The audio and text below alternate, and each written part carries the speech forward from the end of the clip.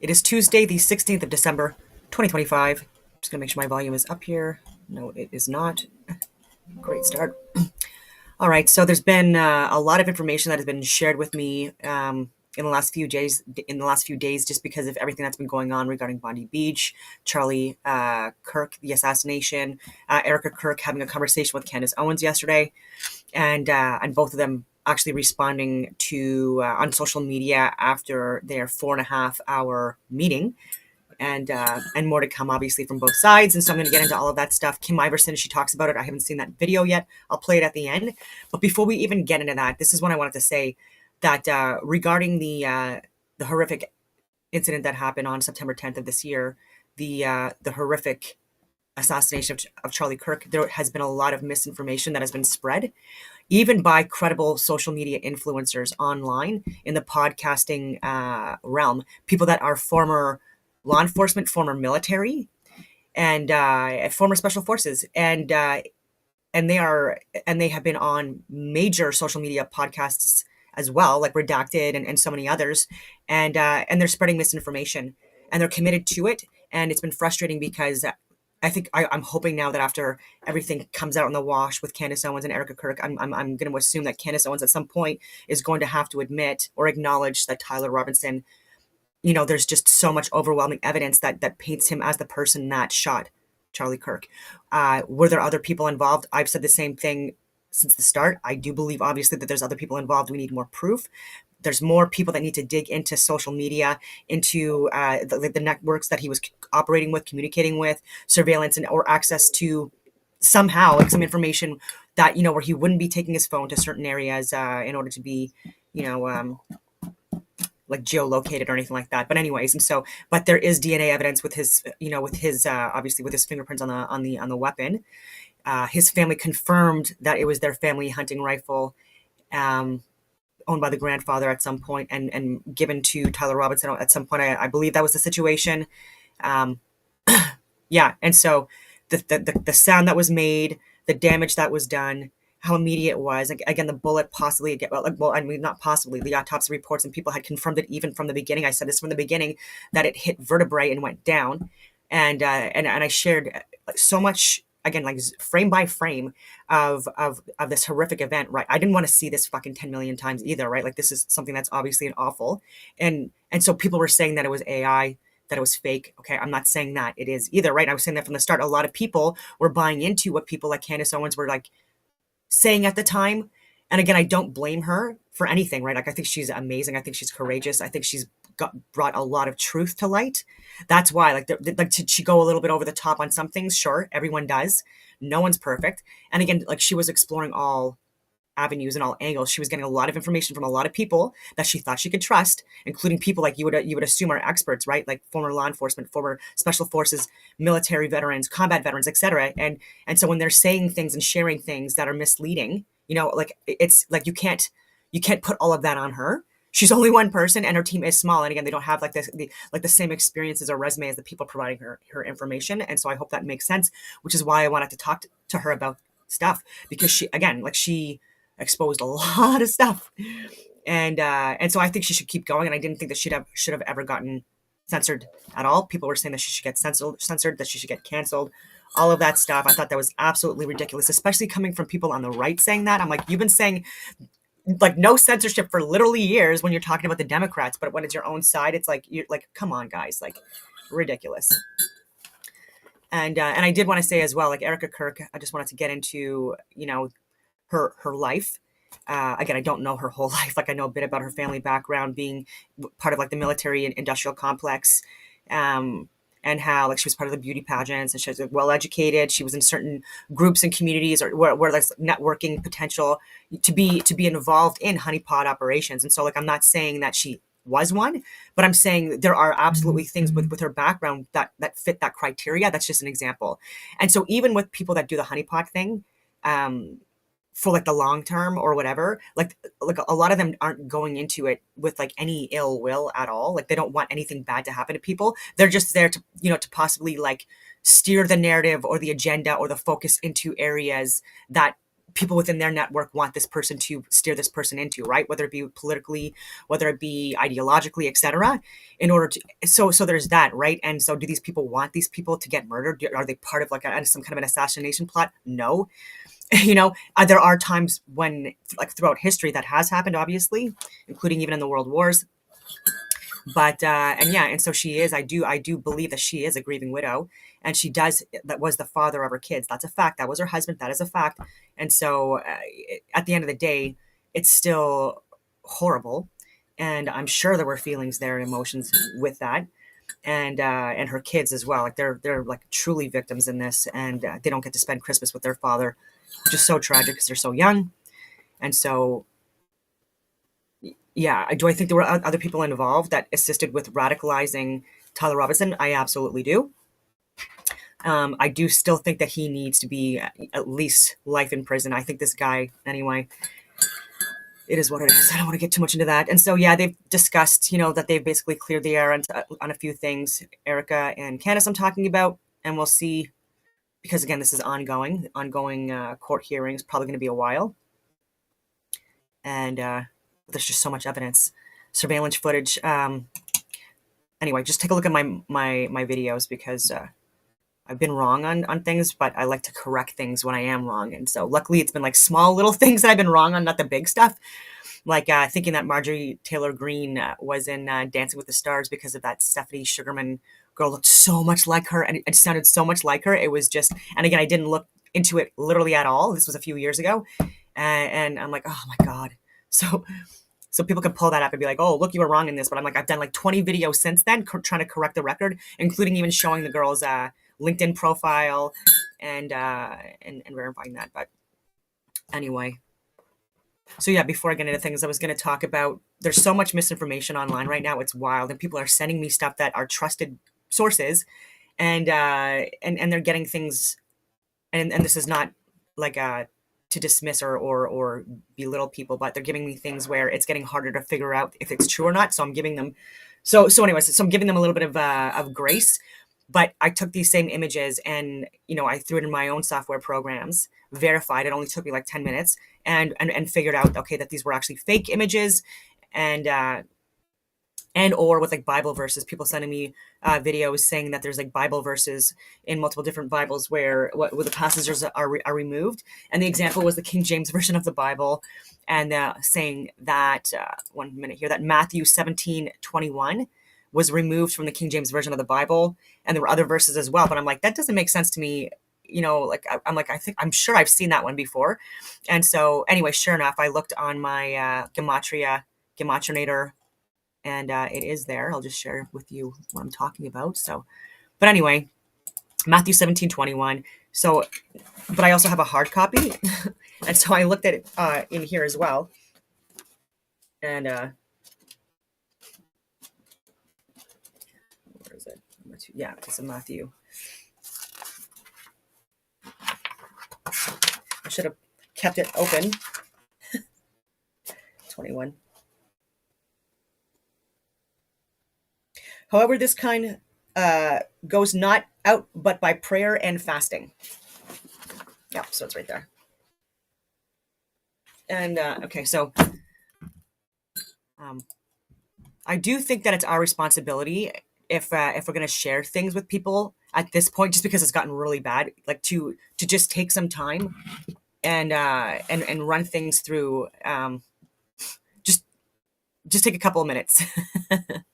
Not for people that watch my channel, which is not a lot of people. You guys are, again, falling on my channel is for people that I think mostly are familiar with VPNs and connecting to different countries, and probably have your own software programs better than mine that you use. Okay, what else was it I do? Oh my goodness. This is Mario for the North. He just yesterday, he's talking about Helen Bruce. And so he's got such a huge following, and more importantly, a huge Canadian following. And he's an incredible human being. Again, I don't know him personally, but I would really hope that someone like him would run for some kind of office. And it's a very important court case. So Helen Gruss still in the courts, the longest internal trial in Canadian history for law enforcement, and especially for something like this. And the first time like she had her hearings, it was oh god, it was, I think it was the summer of 2022. And I attended the first ones, and I've said this before, but it was unfortunate that there was only a couple of people that were there in support of her, and this was open. And this is where Rebel News, I will give them credit, Robert Krychek from Rebel News, he was there with someone else, and he was reporting it, and he did such a good job in reporting it. And so I might show those videos again from him, but I have shared them before on my earlier videos. And so I'll give it to them, and especially Robert Krychek. He was on this, and he shares a lot of good information. And now Mario for the North, it's taken almost 4 years, which is sad, but at least it's getting out there. It's the most important case, I think, for law enforcement in Canadian history, and we'll see how it goes. Again, still in the courts. There has been a lot more support, I will say that, since like the summer of 2022, because there's a lot more people that are aware. This was something that people wanted to bury. Mainstream media did not want to touch this. People internally did not want to touch this because most of them were wrong about stuff, and they were embarrassed and ashamed, and they have egos, and so they didn't want to be proven wrong, to Canada, which to me also is a sin. As in sad, upsetting, not in as in like actual sin. Or maybe it is too, I don't know. But anyway, he says that she was fired. So I'm just going to correct that first. I did correct that in response to him as well. She wasn't fired. She was suspended and charged. And that was like the first weekend of the Freedom Convoy. And her phones illegally tapped, like listening to friends and family and other contacts that she was communicating with. And and put targets on our backs. She put a target on her back. And it was only because she was giving medical, scientific, and government data and reporting on the ground, part of her job, as part of the sexual assault child abuse unit, investigating the deaths of children. All right, so that was, or other things, obviously, that happen to children. It's a hard job. I can I can only imagine the stuff that they experience on a daily basis. Just stuff that they've talked to me about, like people, because I'm part of OSIS, which is Operational Stress Injury Social Support. Anyways, and so people have come to me and talked to me anonymously about stuff, operational stressors that they've experienced, where they've experienced, varying degrees of PTSD, and it just breaks your friggin' heart. And to be shit on and not supported and saying like, oh, defund the police and all of this stuff and blaming them for just the massive amount of crime is just frustrating. But it is a two-tier justice system, and we'll see how this case goes because it's really important. But again, we still have the same legal system. We still have the same justice appointees. We still have the same people that had the ostriches called for political reasons, political punishment. You realize this, but there was a cluster of infant deaths that happened in Canada, and a police officer decided to investigate it. And when she did, she got fired. And she's got another day in court coming up just before Christmas. And what they want to do is they want to throw out nearly 1,000 pages of evidence that she wants to bring forward, and they want that thrown out so it doesn't get presented in court. They don't want this to be public record. And this is a new nonprofit to protect Helen. It was politics that stopped the investigation to a cluster of infant deaths. And I truly believe everything they're saying here, that this is the most important legal case in the history of Canadian policing. Yep. This sets the tone and expectation of whether the police can investigate anything freely using their best judgment. And it basically sets the tone that if it's politically driven, i.e. you getting a certain injection in you, it could not only get you fired, it could get you charged, and they could also permanently financially destroy you. And the story's wild. Infant deaths tripled. She simply asked why. And she noticed that this cluster of infant deaths was triple the normal rate before the introduction of the vaccines. When she started reviewing the files, she found that most of the investigations carried out by her colleagues were substandard, with detectives failing to... Substandard, all of that stuff. I will say, too, because this was not getting reported, but that there are people even that I know personally, okay, this is not anecdotally, and people reaching out to me that had spontaneous abortions, miscarriages within days or within a week of their inoculations. And this is not something that has been reported. And so, or investigated. They were burying this, they were pushing this aside. And So there's more to this. And again, if people have to go on the record and admit this, unfortunately, like I will ask and get them to, like, because again, like this needs to be out there, public knowledge, and she needs full support. And there's so much lies. And an email sent to Chris Renwick, who's like was overseeing this whole thing. I think he still is. Saying make it clear that there's no connection between this case with Helen Bruce and a link or a connection to deaths of children, or deaths because of the COVID vaccine, rather, which is absolutely disgusting. And these like over 1,000 pages of information that they don't want to have there. This is all I've shared. This I've given references and links even to Pat King. Okay, because we were all sharing the same information. It's all medical, scientific, and government data. And VAERS that had to, like, where Pfizer, this is just from Pfizer alone, from 2021 and 2022, where they had to be sued in order to get that information released because they wanted it to be released in 75 years from now. And the short amount of time that people were getting their doses, again, was also something that was increasing VAERS and not being properly reported. People being classified as not being inoculated until after the 2-week mark, when this is where like a lot of injuries were happening, unfortunately. And yeah. So I hope more people go to this. Ask parents routine questions about medicines, vaccines, and drug use. She also informed the chief that her unit had noticed the increase. So she had noticed in late 2021. And it was just the end of November or early December when they had approved these jabs for children between the ages of 5 and 11, and then this uptick as well. And it's just wild, just what they did to her, and not even just her. There's people I can't talk about that are part of covert law enforcement that were also suspended. They were charged, like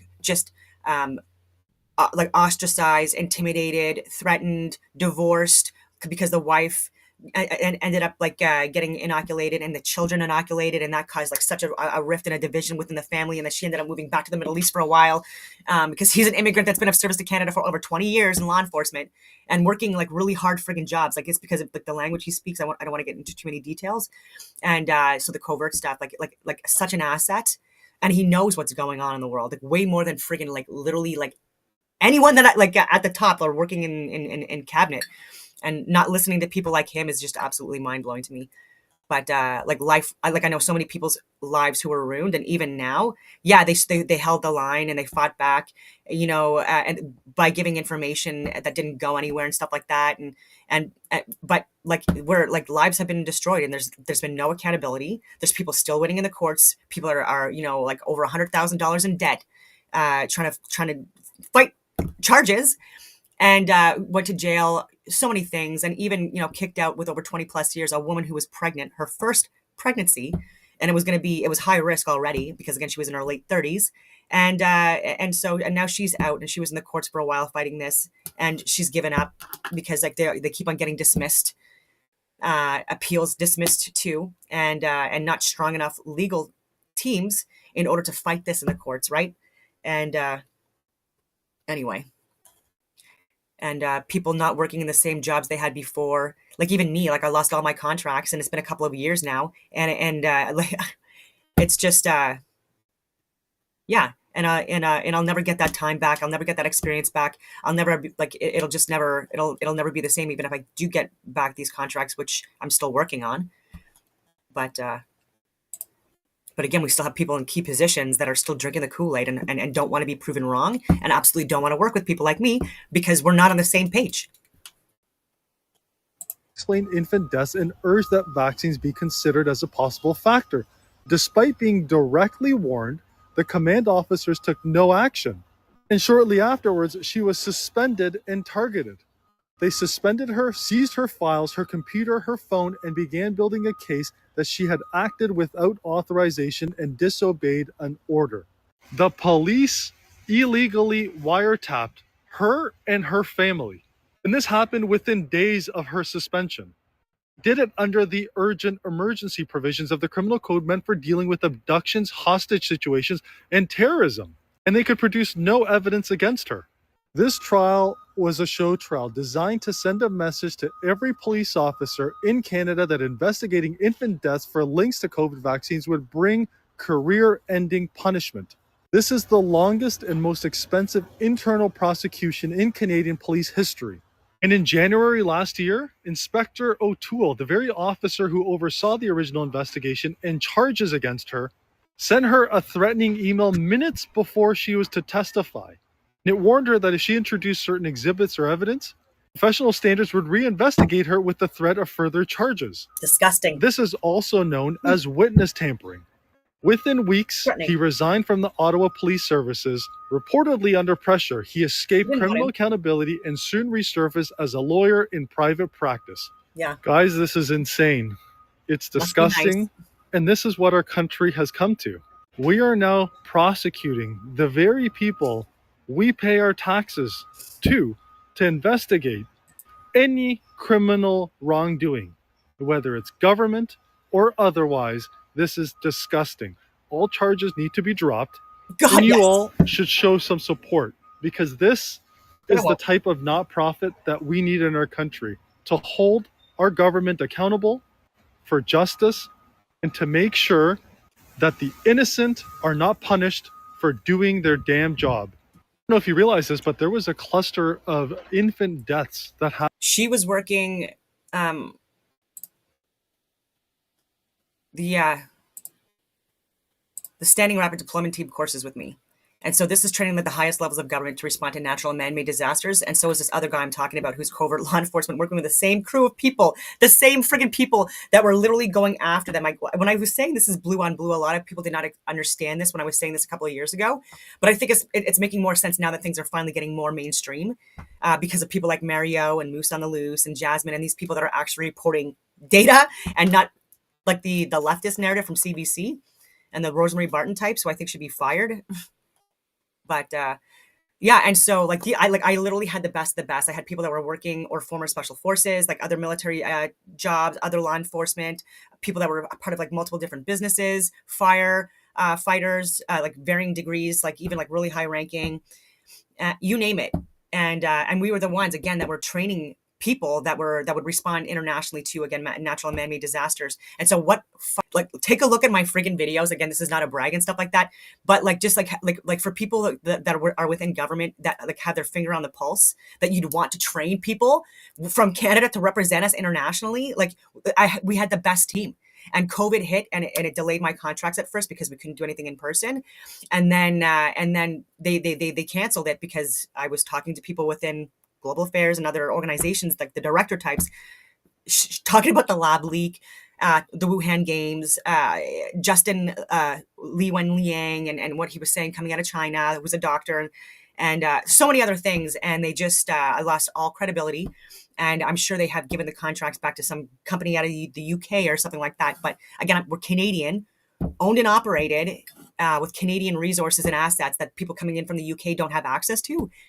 Again, we were using prisons, hospitals, like even like the Queensway Hospital, I think that's what you call it, and the Civic, and actually the Ottawa, like the OPS police precinct, 211 Huntmar. I've done work inside that as well. Actually, my nephew was actually in the back as part of one of the training scenarios for these people, as someone that was picked up, detained in a third world country or whatever, and they had to barter away to get him out. But anyways, I won't get too much into that stuff.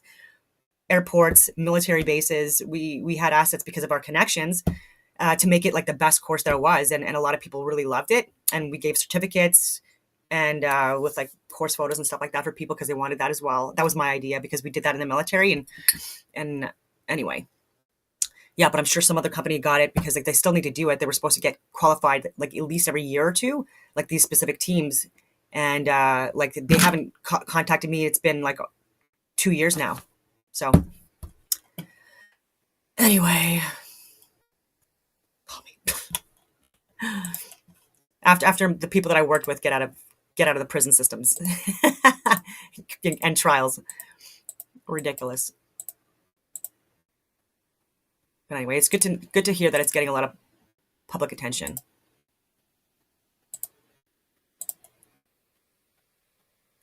Okay, so this was interesting. Okay, so it says Trump just blew up a global oil scam. A tanker headed to Cuba was seized, but most of the Venezuelan oil was actually being flipped to China for cash to keep Maduro and Castro alive. Once sanctions hit the middleman, the whole operation unraveled.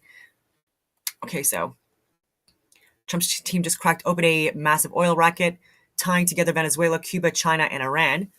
U.S. authorities seized a tanker called the Skipper, officially listed as carrying Venezuelan oil to Cuba.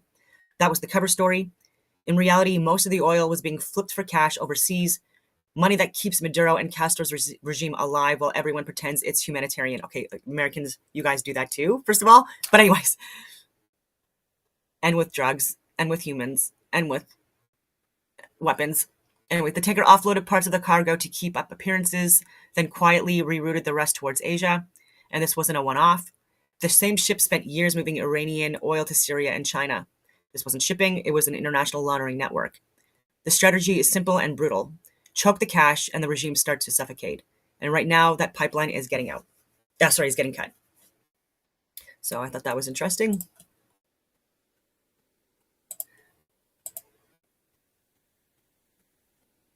Oh, this was good. This is Canada. Our budget is so screwed. I can't even believe that there was I can't believe that people voted it in, first of all, and that there's not a vote of non-confidence immediately, after people had time to digest the budget and assess it and make their own it's really bad. Buy beer, you buy a new car. 62.7 billion is going to be collected in GST, but the interest in 2029, 2030 at the end of this budget program, our projection is going to be $76.1 billion. GST would have to increase by 20% just to pay the interest, not to pay for any health care, not to pay for border security, not to pay for RCMP or for defense, just to cover the interest on the Liberal debt. In 2029, 2030, 13%, almost one out of every $7 collected by this government that taxpayers are paying, not just GST, but income tax, corporate tax, one out of every $7 collected is going to go just for interest. Buy beer, you buy a new car. I hate this. 62. Oh my God. Oh, I'm so upset at this. Oh. The footage is horrific, but then seeing this, apparently over 20 minutes for law enforcement to respond. There was at least 4 law enforcement, but here it says you don't need guns. The police will protect you. 2 cops in Australia froze with their hands up and one hidden behind a car. DEI hiring. This is what I mean. Where people like Helen Gruce and myself are not getting taken seriously at all, despite the fact that we have been doing our job when it was merit based. And the areas that we work in, it's still merit-based. You cannot have a DEI hire. That's what I mean. I cannot believe that law enforcement are doing this, and they're doing it in Canada as well, where we're not giving the opportunities to men, and because white men are still the majority in Canada, to white men to fill these roles and these jobs, which they are better at collectively overall, percentage-wise. It's not even close. We are causing more harm and more death, and this to me is so frustrating. As someone who has been to war, as someone who didn't back down, as someone who's done patrols, as someone who's been in friggin' gators with a C6 mounted on it to provide protection to friggin' AHSVSs because they said that there was 100 Taliban coming into the area. So again, it's not the same. And as someone that's been even in firearms competitions and things like that. I get so frustrated, and someone that has a fighting background, I get so frustrated. This is, people give me stuff like this, and they're like, see, this is why, this is my our arguments against you basically existing. It's a different breed of people overall, men and women now, with all due respect, that are filling these positions, and it's because of DEI woke, weak criteria and quotas. And oh my God, especially with veterans and stuff like that, you need more of these guys in, and it's not helping. Listen to every word of this. I just got done listening to Ilhan Omar talk about how horrible and terrible and dirty and everything else that this country is. Denigrating this country, denigrating half of the people in it. This country has been very kind, benevolent, and gracious to her and countless others. We gave her asylum. We gave her a place to live. We gave her an education. We gave her a pathway to become a sitting United States congressman. But to me, it goes deeper than that. See, I'm an Iraq and Afghanistan veteran. I was 22 years old when those planes flew into those buildings, and me and thousands of other young men across this country answered the call to go over there and combat this evil that was on our shores, that had finally hit us. And what we were told over and over again is that we go over there and we fight them over there, we will not have to fight them here. And now here we are. We're retired. We're out. We're ready to start pursuing a life of our own. And what does this country do to that enemy that we went over there and we fought to keep over there because that's what we were told? We kissed our families goodbye. I watched my wife cry while I got on that bus to go to the airport or go to the airfield. I watched my son cry because he didn't know if or when he was going to see me again. And then I come home. I've been retired for 8 years. And I come home and what are we seeing? We're seeing entire communities being taken over by the very people that we fought to keep off of our shores. Dearborn Mission is completely freaking taken over. Now we have mosques in Minnesota, Texas, Missouri, all over the country promoting Sharia law. Do we really have to tell people that Sharia law is incompatible with the United States Constitution? We were told that if we fought them over there, we would not have to fight them here. But what do we have? What did you do? You elected it mayor of New York. You gave it Senate seats in Minnesota. Now I want you to turn around. I want you to find an Iraq and Afghanistan veteran somewhere around you, and I want you to look them in the eye and tell them why they should not feel betrayed. Do it. I dare you. Listen to every word of this.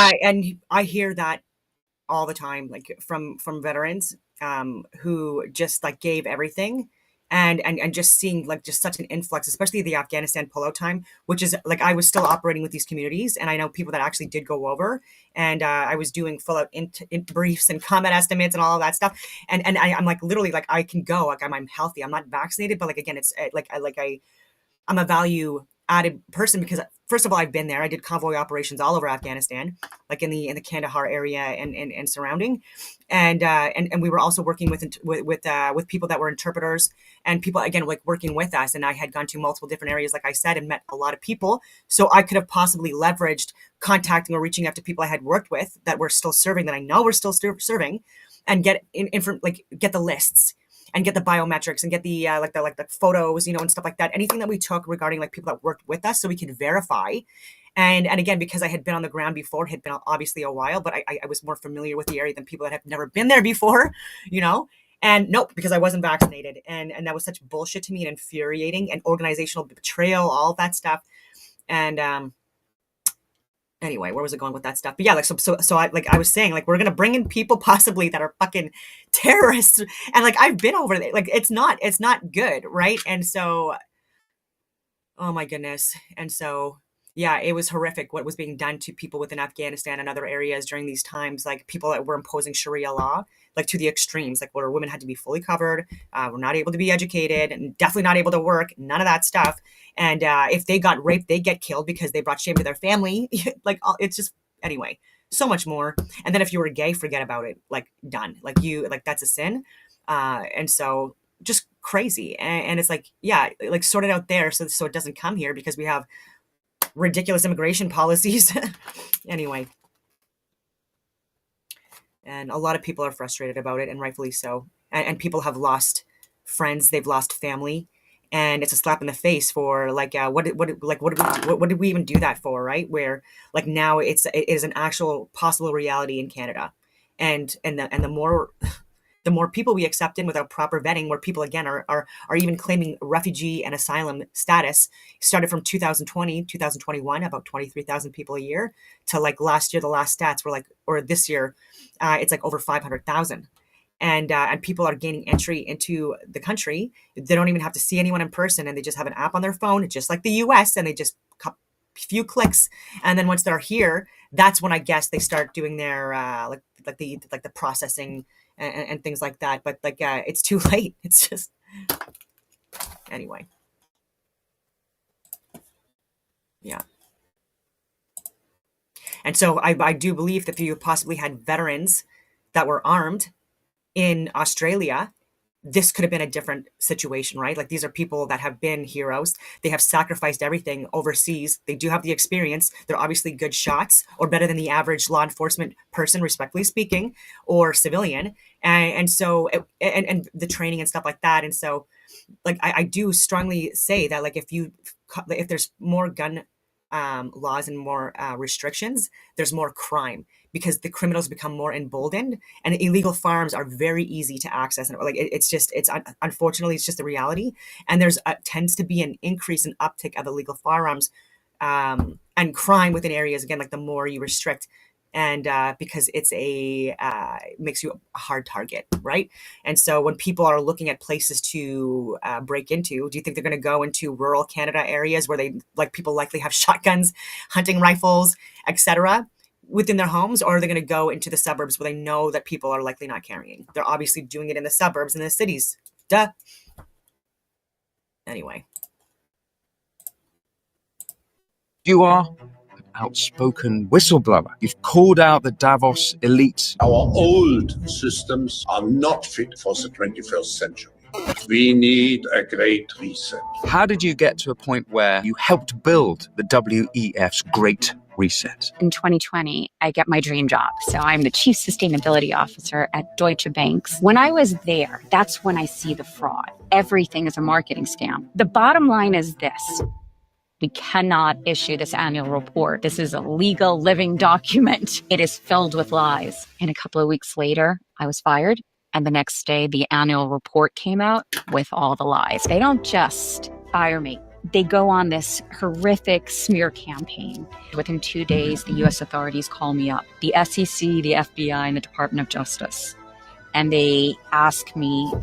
You're going further and saying they're controlling the world. The WEF is huge. Its tentacles affect every part of your life. This isn't stakeholder capitalism. This is socialism. They're lying to the public. They've manufactured a climate crisis. It's a multi-trillion-dollar industrial complex. The Davos agenda is much more than just net zero. The Davos agenda is about... Desiree, I should ask, did you ever meet Klaus Schwab? Yes. Anything to say about it? Truthfully, You gotta watch that.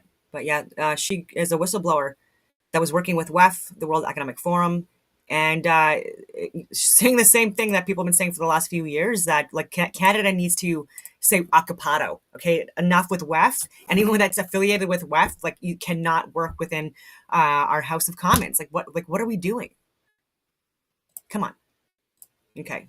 So if I asked you what the oldest city in Europe was, about 94% of you guys would probably say something like, there's probably something in Greece, right? No! Believe it or not, the answer is actually in Bulgaria. This is the city of Plovdiv. This place is actually older than places like Athens and Rome and all those other iconic historical cities of Europe. It has about 8,000 years of continuous human inhabitation. It's the city built between 7 hills, and it's one of the few cities where the history isn't confined to museums. It's built and integrated within everyday life. You could be sipping coffee at a cafe, and then 10 meters away, there's just an ancient ruin that you can totally just walk in. And everywhere you go in the city, there's like these little secret spots that give you clues and hints to which era took over at that time. First of all, this neighborhood right here, Staria Grad, Old Town. This is where all the magic is happening. For example, if you walk down the main pedestrian walkway, King Alexander I Street, there is a secret hidden Roman stadium underneath the entire walkway. But if you go just southwest of that on Danov Hill, you go forward like 1,000 years and you find Sahat Tepe, the Ottoman clock tower built by the Turks. But then like 10 meters away from the clock tower, you go back like 1,400 years because there's an ancient Thracian fortress wall. But then if you go to the northeast side of the old town, you go forward like 1,900 years and find the Bulgarian revivalist architecture. Like if you want to feel like you're in a really Bulgarian place, this is where you go. Like these buildings aren't Greek or Ottoman or Roman. They're Bulgarian, known for having those sturdy wooden frames with the overhanging upper levels. Yeah, this was one of my favorite places to go to in the city. But then if you go to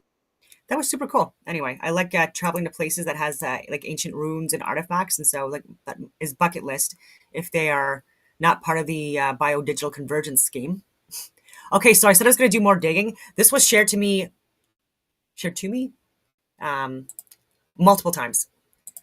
Just run this. So, I survived October 7th. I lived in Israel the last 13 years. We came here only 2 weeks ago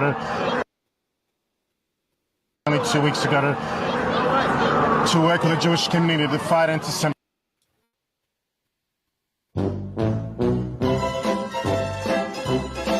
just run this. I survived October 7th. I lived in Israel the last 13 years. We came here only 2 weeks ago So I screen captured that because this is what has been shared multiple times. So I'm just letting people know what I did. And so I screen captured it. I took out some of the like the wording and stuff like that, and I threw it into a couple of AI programs, saying that it was AI generated. And the biggest smoking gun was the United States that should be on his shirt. It's not. And so I want to see like because I did put the photo up. Let me see here. Okay, let's see if I can share that. And they're getting so good with AI. There's so many different programs you can use to make it look really realistic. And so, so if you can see here, you really can't see it saying United States, like when you get like really into it. Or at least I'm not seeing it. It doesn't look clear enough to me. No, I don't see it. Like this doesn't look like an ST. And so they're getting good. So that for me was the biggest indicator that this is AI generated. And it could have possibly been, hold up. Where does it say it? Okay. Midjourney V6 or DALL, DALLE 3 have largely solved the old tells like distorted hands or lack of focus. Despite looking realistic at first glance, here's why the specific image is flagged as AI generated. The United States shirt, the smoking gun. This is the biggest logical flaw. So the image is circulating to claim the Bondi Beach shooting, Sydney, Australia, was a false flag operation. The error, why would a secret government crisis actor in Australia be wearing a t-shirt that says United States? I mean, why wouldn't they? So that's not a good enough one that Rock says. But again, like when I did my own looking into the shirt for tells, to me it's AI generated. And so there are people that because they're involved in so many different protests, there are sometimes where there are, you know, they're just like part of like really significant events just by virtue of, again, the amount of time that that they're out, literally full-time jobs, like at so many different protests all over the world. But for him, like he was living in Israel, they were saying that he was an October 7th survivor. That is confirmed. And so I did pull up his profile because I wanted to see what he was saying about this as well. And his name is Arsen Ostrovsky. And he's an international human rights lawyer recognized by Jerusalem Post as one of the top 50 Jewish leaders in the world. Anyways, that's very interesting. But of course, they're going to like seek out someone like this in order to speak at like to the media.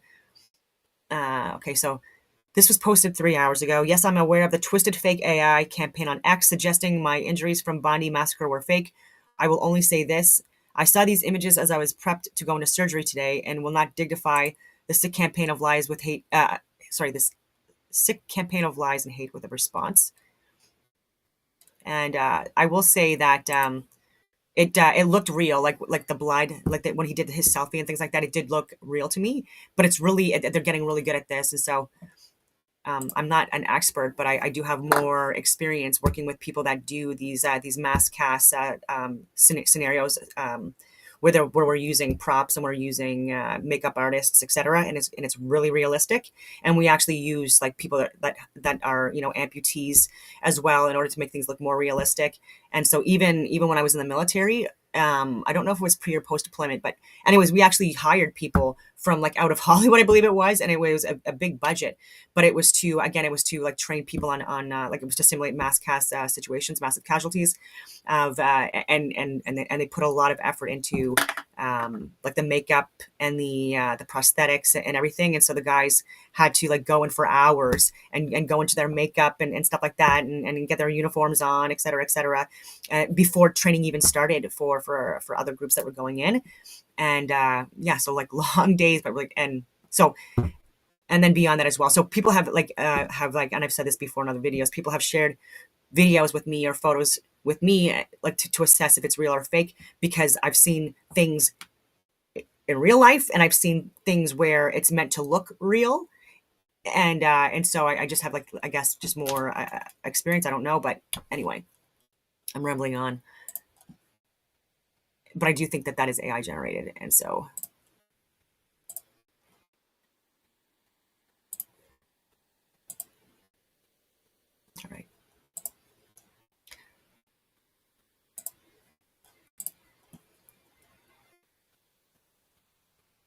yeah, so this was, I just responded to that saying it was AI generated. All right, so I'm going to boot myself out of that one. There's nothing really on his page. It's like if you want to get updates on what happened at Bondi Beach, this guy does show a lot of footage. It is horrific. And again, more investigations into these guys need to happen. Like, what the heck? Like, why? Who are they communicating with? All of this stuff. Apparently, at least the son, who people are trying to say is this guy named David Cohen. And again, even that has been debunked. And so maybe I'll share that as well. But anyway, it's not. He was a witness. There was a David Cohen who people are saying was that they're tying to the shooter. Apparently, there was someone on the ground that had been a witness. That was his name. There's probably a lot of David Cohens out there. Just like even with Naveen Akram, there were multiple Naveen Akrams were saying, that's not me, that wasn't me, stop harassing me and threatening my life. Like, I had nothing to do with this. But anyways, and so like the misinformation is getting really good. And so that's another reason why I keep doing these videos, because I can possibly reach a wider, I don't know, group of people. Where was I going with this? Yeah, so Rob Reiner and his wife, they got murdered by their son Nick, allegedly. Again, he's been picked up, and so apparently someone that had a lot of addiction, mental health issues throughout his life. This is completely tragic, and for anyone to try to politicize this, including Trump, like I thought that was so distasteful. But again, it is Trump, and there has to be a varying degree of expectation that he's going to say crazy things on his social media. But he could have said something so much nicer, because this guy, he did have, incredible movies.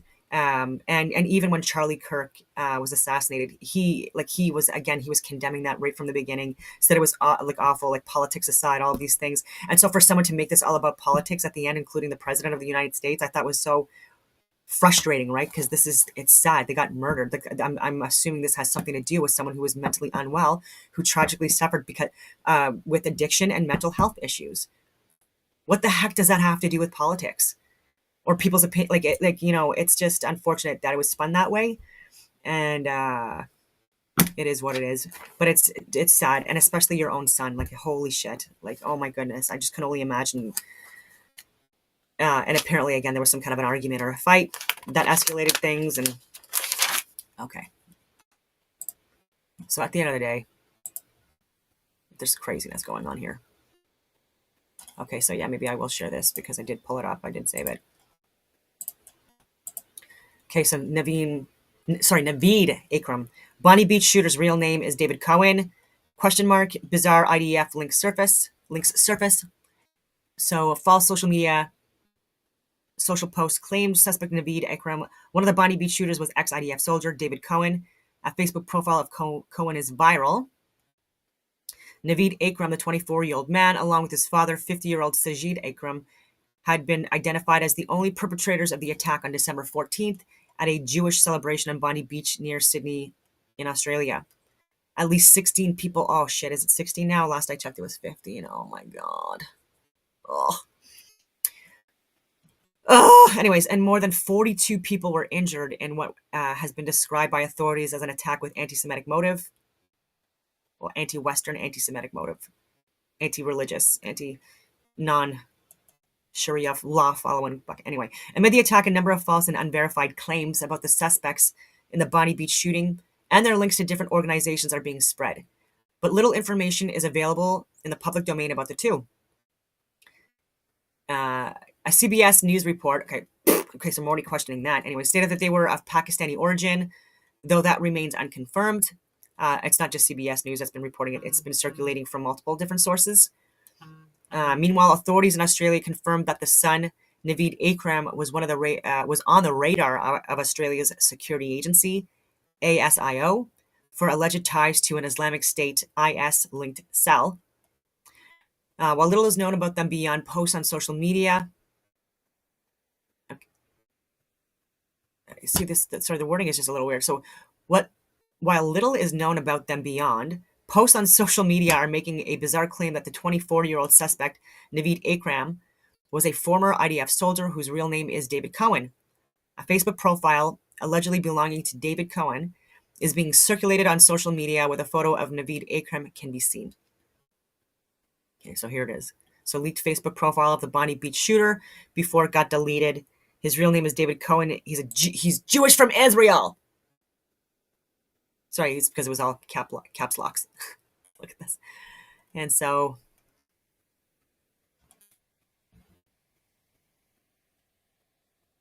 yeah. Wow, look at this. Porn rabbi. That's funny. Anyway, porn, because he is. Shmuley accuses anti-Zionist Jews of being complicit in the Bondi Beach shooting. Wow, that's disgusting. That is absolutely disgusting. Oh my goodness. In my opinion, it's the radical Zionists. They're the ones that are creating the suffering and the targeted attacks that are happening worldwide because of what they're doing to Palestinians. Especially children. Like, these are war crimes. And so, anyway, this is not black and white. So anyway, back to the post. Oh, you couldn't even see it. Anyway, this was just expanded. Okay, so however, the claims are false and outright misleading, as neither reports nor official sources in Australia have any links to the Israeli Defense Forces, along with a screenshot of the Facebook profile, a screenshot from Google Trend allegedly showing Naveen Akram's name being searched in Tel Aviv on the day of the shooting also surfaced. So here's the post. See if you can actually see it. Okay. Just gonna close this one up. All right, so this is from James Lee. Naveed Akram, one of the alleged shooters in the Bondi Beach attack, searched in Israel on December 9th. Before I make any sort of claims, if you are a Google engineer or understand the inner workings of how these search trends are aggregated, please explain in the comments or DM me. So you're seeing the search for Naveed Akram. It was a couple of days prior, so it looks like, yeah, the 9th, 4 a.m. Interesting. It could be, again, I like making guesses here. Like, if he was someone that was on a watch list, then there could have been searches just to monitor her social media and stuff like that. So, so that would obviously make it go up, right? Like, just people's names I've searched that I think are possible terrorists. And anyway, so that would like make it look like that would, again, like be in the algorithms, right? Okay, so Bondi Beach shooting, what we know so far, the deadly shooting unfolded on the afternoon of December 14th at the Chinooka by the Sea Hanukkah. Verified footage showed the sustained gunfire period lasting about 10 minutes with police engagement. I'm struggling today. Police controlled the scene at around 7:15 p.m. One gunman, Sajid Akram, the father, was killed at the scene, and the second, Naveed Akram, was critically wounded and taken into custody. The father held a valid firearms license and had 6 registered guns, which police believed were used in the attack. The fact that these guys had firearms, like, this is what I mean. Like, this has nothing to do with like oh, we have to like make stricter gun laws or anything like that. No, you don't give guns to certain people, especially if they're on watch lists. And I do think that, again, it's because they're not connecting the databases for the firearms registries and government. And I do think they should absolutely do that. But yeah, like limiting people from having access to firearms, I still think that is, especially innocent civilians, not criminals, not people on watch lists, not people coming from countries where there are terrorists that do hate us. You know, there needs to be more consideration for certain groups of people, and I don't care how that sounds. It's just a reality. This is focused. You don't punish an entire group because of the behaviors and actions of a few. Like, I'm sorry. Like, even with vehicles, like, there's like a certain degree of acceptable risk and death that happens every single year because of vehicle accidents. Anyway, so then it's getting into nutrition. So we're done with that. Okay. All right, now Kim Iverson. We're going to hang out together and watch what she's going to say about Candace and Erika. Again, this is from yesterday, so I haven't tracked anything today. I just know that Candace and Erika Kirk, they both tweeted something or put something out there on social media where they had their conversations, and there's going to be more to come. And, you know, that was basically it. And I do think that they should collaborate together. Turning Point USA with people like Candace Owens and Dave Smith and people like that, Nick Fuentes. I do still, I will say, there are things that Nick Fuentes has said which I think are absolutely disgusting. And and again, this is what, like, I don't know if he is serious or not, but these are things that he has said multiple times for years, like even recently about women, but also about girls and about the ages that he likes. And it's absolutely, again, it's disgusting. And so again, is it something that he's saying to be extreme? Again, it's not funny. It's in poor taste. It's not what someone who's a professional and someone who is educated as he is and like well informed, like it's like, I don't know why he does that, right? It completely discredits him. It completely does. And he wonders why people don't take him seriously when he has a lot of good information to share. And yeah, oh, what's his name? Actually, no, maybe I will share it before I get into this. Actually, I'll roll this and then I'll play it at the end, but just giving examples of things that Nick Fuentes has said that I think he needs to clarify. We're going to be finding out who's the liar. Is it Candace Owens or is it Erika Kirk? The question involves Charlie Kirk and whether or not he knew he was in danger, whether or not he knew his life was in danger. This spat starts off, let me actually show you some clips to kind of understand what this spat is. And Candace essentially says that people told her that Charlie says he said that his life was in danger. Erika says that's not true. He, of course they had obviously a level of worry and concern about his safety. Otherwise he wouldn't have needed that security team and whatnot. But she's saying that he was sending texts to people saying that his life was in danger. Now the two ladies are going to be meeting together in a private meeting today where they're going to be talking, I guess, off the record, in private, face to face. And then we'll see who emerges and if they have a discussion about who the liar might be. But first of all, here's Frank Turek. This is on September 16th. He was like a second father to Charlie Kirk. And he was in the car when Charlie Kirk was shot. He was in the car taking Charlie to the hospital. He's the one that said he was already gone, that there was like no life there, that he was gone. And Frank also says in that same conversation that Charlie did tell him that his life was in danger. Watch this. And he also knew the power and privilege of prayer. A month ago, he wrote me this: please pray for me. I'm under the gun on something right now. Prayer is appreciated. So Charlie was all about Jesus. Jesus was the most important aspect of his life. Secondly, only second to Jesus was his family. Look for that book to come out soon. So Charlie was all about Jesus. He was secondly all about his family. Number three, and you know this, it's so inspiring, but I need to say it, Charlie had courage. A few months ago, there was some violent act in the news, and I texted him and I said, I hope you've increased your security detail. He texted me back. He said, quote, I have. I know they want me dead. I don't know who he meant by they, maybe just radicals on the left, but that didn't stop him from exposing himself to danger. No, look, Charlie didn't really like the word safe. Okay, so he says, I know they want me dead. And Frank is saying, we don't know who he was talking about. He could have been talking about leftists, but you'd think that his wife would know this, right? I mean, if she's saying, no, he never said anything like that, this is what Erika says about what Charlie may or may not have said. Do you think Charlie knew to some degree and had made the conscious choice that I may be taken out early, not saying he knew that day, but that he had any inkling that this might come his way and that he intentionally chose to move forward with faith in God? It's interesting because I have unbelievable amounts of death threats. My kids have kidnapping threats, death threats. Our whole team has death threats. We knew that there was always going to be a threat, but Charlie and I we promised. I do believe her in that. Like, I don't think she's dramatizing that, because even I've gotten death threats and trolled and people like trying to like break into my house, and I have proof of all of this and police reports filed. I'm not Tim Pool. I don't lie about my shit. I share the receipts. And so I can absolutely see, like, I can only imagine, because again, she has so much more influence and that she's more known as to like the degree she would be getting. Each other, we would never live in fear. And he would say, if they're going to get me, they're going to get me. But he was not messaging people the day before saying, I'm going to be murdered. They're coming after me. Someone's going to kill me. He didn't say that. And I have his cell phone. Didn't say that. And so what I do know is that we believe in the power of prayer. And what I do know is that we believe in our sovereign God. And what I do know is that that night before, we did what we usually did before tours. We said a prayer and we asked the Lord to protect us. And we asked the Lord that his will be done. That's what we did.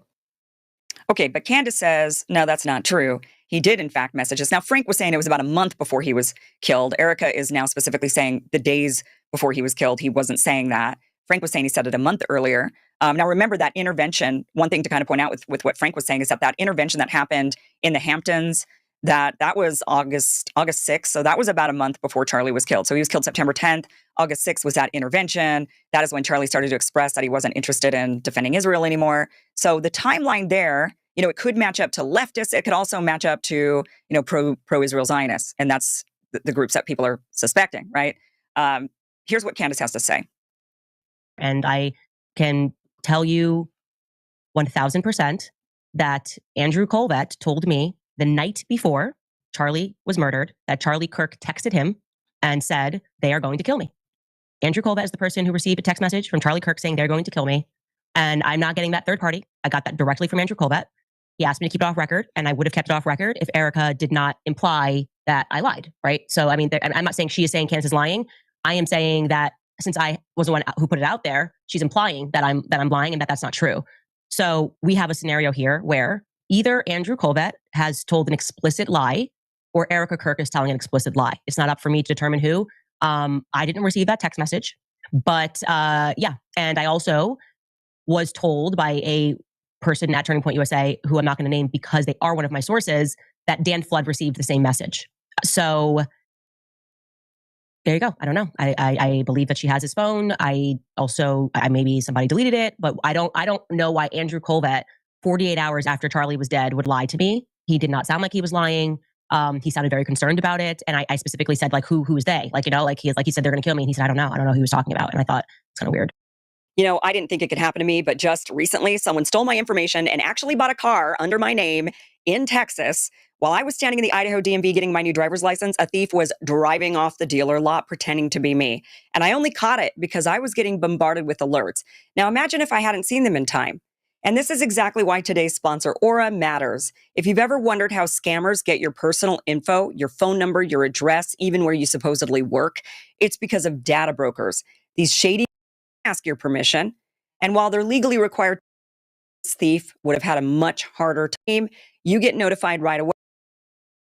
Does happen, or it covers you with up to leaving myself unprotected. And again, that's Aura case. It seems like it's perhaps Erika, only because you've got multiple people saying that Charlie thought that his life was in danger, from Frank, who said it right after his death, saying that just a month earlier, Charlie was saying they're trying to kill me. And it wasn't just, oh, I'm under the gun. Under the gun could obviously mean I'm stressed out. I'm deadlines. I'm just under the gun right now. Like a lot of us use that term just to say we're busy.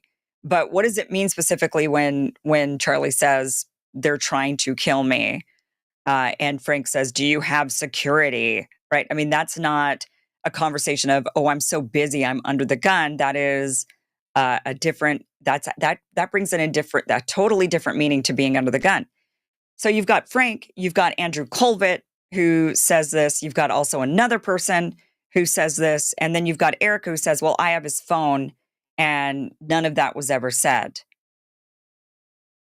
And you've got this strange press circuit that Erika's doing, going around. And I get it. She's now the CEO of TPUSA. So she kind of, I guess, has to. I mean, if you're going to make yourself the CEO, then you don't have a choice but to go out there and to make the rounds, the press rounds. But to make the rounds and to be praising Israel so much and to be praising. And here's just another example of it. Here she is saying, oh, Charlie, he thought that Jew hatred was brain rot, which I agree if you just hate Jews for no reason, but criticizing the state of Israel is not hating Jews or brain rot. It is a legitimate foreign country that we should be allowed to criticize. But here she is, doing this again, the placating or the however you want to say it. Charlie always would say very clearly, Jew hate was brain rot. He would always say it. We've been to Israel twice together. And to be able to walk in the place where our Lord walked, This is where she kind of like gets me like wondering why, when he was a Christian and he was questioning Israel, by the way, at the end, and Netanyahu, etc., and saying, you know, like that there was like it was going to be a genocide, okay? Because like I don't think that, I will reiterate that Netanyahu, Ben Gvir, Smotrich, I don't think any of these guys care about anything than just like overtaking all of Palestine from the river to the sea. It's biblical prophecies that they want to come to fruition. And so I don't understand why. It's because I do understand why. There's a lot. She's doing it for money, and it really frustrates me. And like Turning Point USA, they do get a lot of money from people who support what's going on in the Middle East. And they're and if they question it, they're gonna lose this money. And so and then Turning Point USA, like, are they gonna survive this, right? And so the only way they can turn this around is if they start questioning the genocide, they start questioning the war crimes, they start questioning Netanyahu. Look at the BB files that's on Jolt that you can pay for yourself, that I put up a couple of times, that got removed even on Rumble. And yeah, and there would be more of an understanding of what's actually going on and who's involved. And so it's always for money. And see the Bible come to life in Technicolor. And she's ruining. How could you hate that? She's ruining what Charlie Kirk was getting at the end, unfortunately. A place. How could you hate the Jewish people? We don't. We don't. Why? Because you need to fulfill a conspiracy theory? I'm wrapped in, people say I'm a part of conspiracy theories all the time. It's sick. And it needs to stop. We are human. No one is perfect. No Christian is perfect. No Jew is perfect. No Muslim is perfect. We are broken, sinful humans in need of a Lord and Savior. Not wrong. And that's why it is so important to give your life to the Lord. Because once you do that and you fully surrender to the Lord, you have no room in your heart for hate. And so, sir, I am so sorry what happened to your daughter. I pray that does not happen, and I pray that that is something that we can somehow extinguish in this world. But we are living in enemy-occupied territory. And every single day we need to guard ourselves, guard our minds, guard our heart. And the best way to do that is reading God's word. And you cannot separate the Old Testament from the New Testament. You cannot. You know what? It replaces it, though. And it even says in multiple passages. And so, oh my God. Was really strange. One thing that I found, a detail that was very strange about this town hall. It just adds to the conspiracy of, was this all a setup? Is that, and I don't have the clip for you, but you can look it up. Hunter Kozak was the Utah Valley University student who asked Charlie Kirk the last question he was asked. And he asked him about the trans shooters or trans shootings. And then Charlie was shot and killed. And Hunter Kozak was the last person to ask him that question. At this CBS town hall that just happened over the weekend, that just aired over the weekend, Hunter Kozak was there and he got to ask Erika a question at the town hall. And I just think, wow, you know, how often do you get to ask a question to anybody at any of these events, let alone twice? Like, you'd get to ask, and you just happen to ask Charlie a question and you ask Erika Kirk a question. Now, his question for Erika was, will you condemn the violent rhetoric of Donald Trump, the most powerful, influential person on earth? Wow. And, but so he doesn't ask a question that's, oh my God. All she says, and I don't have the clip for you, but I could tell you what transcript was. She says, God. I appreciate your question. How about take that time and just be like, literally, like, I am so sorry for your loss. You know, like I witnessed it happen, very traumatic. I am so sorry. You know, like, oh my God. My heart. Why would I ever say go murder people? I understand your sentiment. I do, but this is much deeper than one person. And Kozak then said he appreciated Erika's calls for peace and unity. He also said he was horrified that people have cheered about Charlie's murder. At least, and without naming the president, she says that she'll never agree with political violence. So, but just bizarre that this guy gets to ask a question that he gets into the town hall to begin with. Again, it's just these details. It's like, look, I don't even get into these events all the time. And I certainly wouldn't have the opportunity to ask these questions.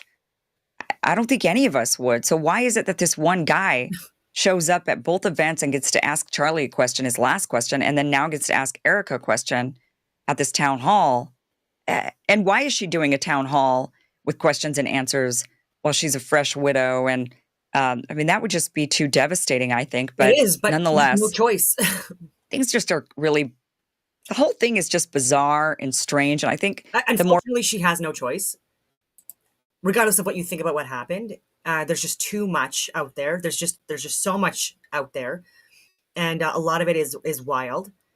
And again, don189@protonmail.com is my email address. If you have any proof that Erika Kirk and the that Romanian school or whatever it was in Europe, was involved in human trafficking, etc. Like I have looked, again, albeit not for days or anything like that. I have not found any proof of that. I said this a while ago, and so proof. Like these claims need proof. No proof yet. Or we see these types of things, it just makes us more suspicious. It's not quelling suspicion. It's only adding to suspicion, actually. It's just very, very bizarre. But, the two women, Candace Owens and Erika Kirk, are going to be sitting down for that private meeting. Maybe they're doing that now. It's unclear, but hopefully it'll be interesting to see what comes of that, if there is a consensus, if Candace says, no, I'm still suspicious, and you're not answering my questions in a way that actually is satisfying. Let me see the phone. Let me see the messages. Is Frank a liar? Is Andrew a liar? Is this other guy a liar? Who's the liar? I think that's what we all want to know, is who's the liar.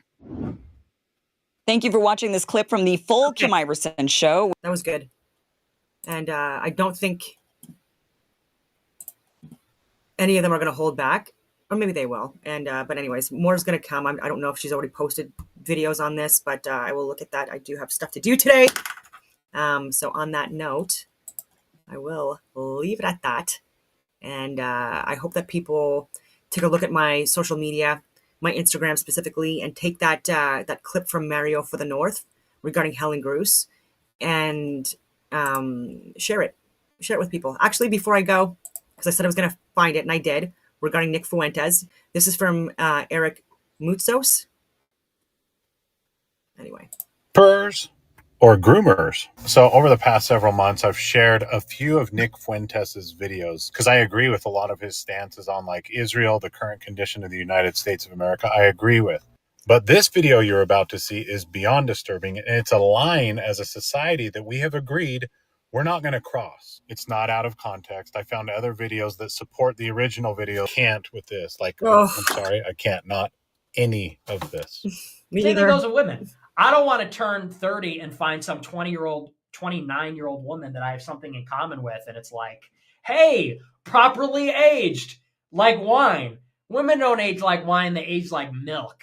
They don't age like wine. That's not how their hormones work. That's not how they work.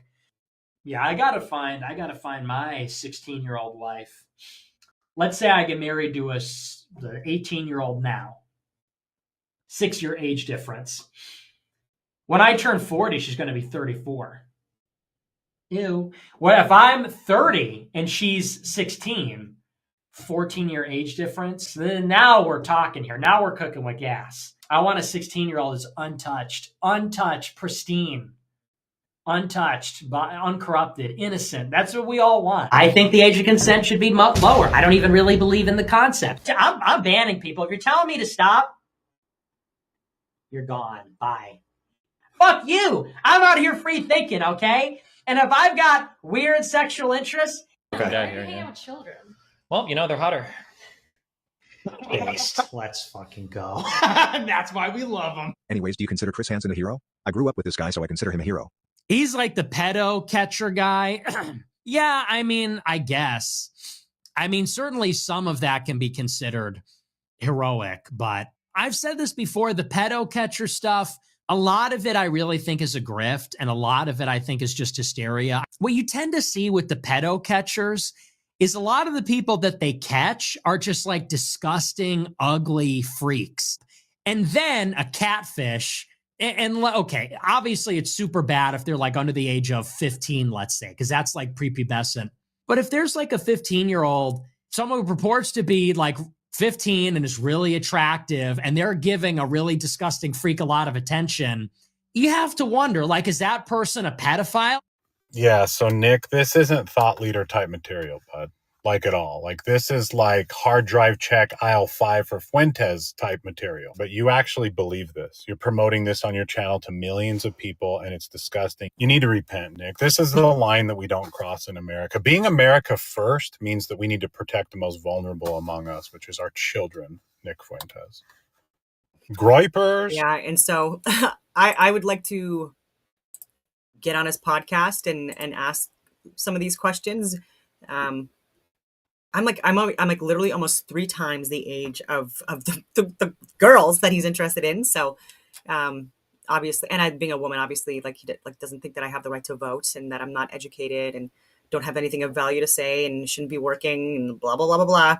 But anyway, but again, he shares a lot of good information as well. So it's like, don't throw the baby out with the bathwater. But this is absolutely horrific, and I had to stop myself from being on the video because I was like freaking throwing up in my mouth even hearing it again. It's disgusting. And so anyway, people need to like keep on calling him out on that. Like he has lost a lot of viewers, like even on his live streams, like people that were calling it out, he blocks them. It's like, okay. Anyway, on that note, I will leave it at that. And I hope that everyone has a wonderful rest of your day.